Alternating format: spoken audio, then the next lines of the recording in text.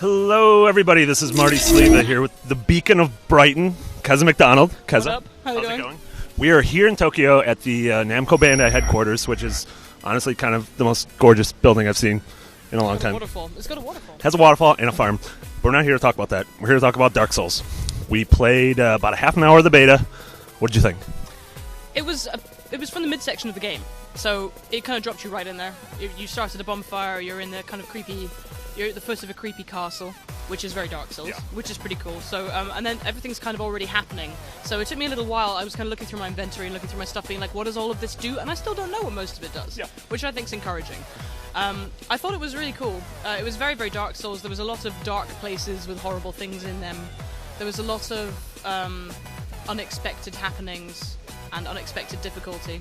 There was a lot of clever little touches, even in the demo. Like, for instance, there's when you finally enter this castle, there's these shutters over the windows, and if you attack the shutters, it lets light in, which helps you figure out what's going on in there. Otherwise, it's like completely dark. Yeah, it highlighted the fact that this your torch is very important in the game, and there's a sort of risk reward of do I use my second hand for a torch and actually see what's going on, or do I have a shield equipped so that I can actually defend myself from the arrows that are coming from the darkness.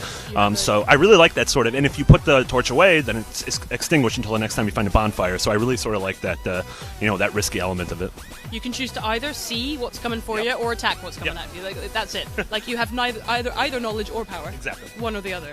It adds a really cool element, though, because there's a lot more darkness, and it's not like in Dark Souls you usually had a little light, like a lantern hanging from your hip, and you can kind of see what was going on. Here you have to choose whether you want to see what's going on or not, and that in itself becomes a strategic decision. That was the biggest kind of gameplay change, really. A lot of it felt very familiar, which is no bad thing if you're a Dark Souls fan. That was the biggest gameplay change for me, was seeing how the torch worked.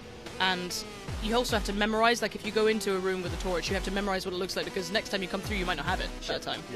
I guess I rolled through.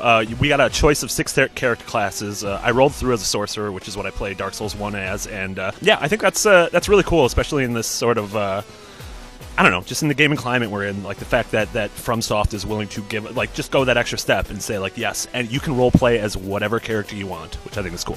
I think it reflects a greater elements of customization about your character as well. Like, I mean, they've always been a cipher. Your Demons Are Dark character was always a cipher, like a kind of blank avatar, really. You could customize their hair and stuff, but in this one, more control over what your character is and what they can do, which is interesting. I played as a dual swordsman, which was really, really interesting. Again, though, I mean, one of the things about Dark Souls is, the character that you select at the beginning is not the character you might end up playing.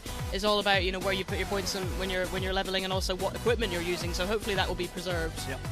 And so we played the beta, which is going to be available to the public in October on PS3. We asked some questions. They said it's going to take you about 90 minutes to get through, 2 separate bosses. So actually, like a pretty meaty amount of content during the week. And they also announced the release date, which is March 11th. In the West, and then was it March 14th in Europe? Yeah, and PC, PC coming soon after that. The little smiley face. They put a little smiley face after soon after. So there was legitimately a smiley face. Dark Souls 2 though looks great. For more and everything TGS, we're gonna have so much content this week. You know where to keep it. IGN.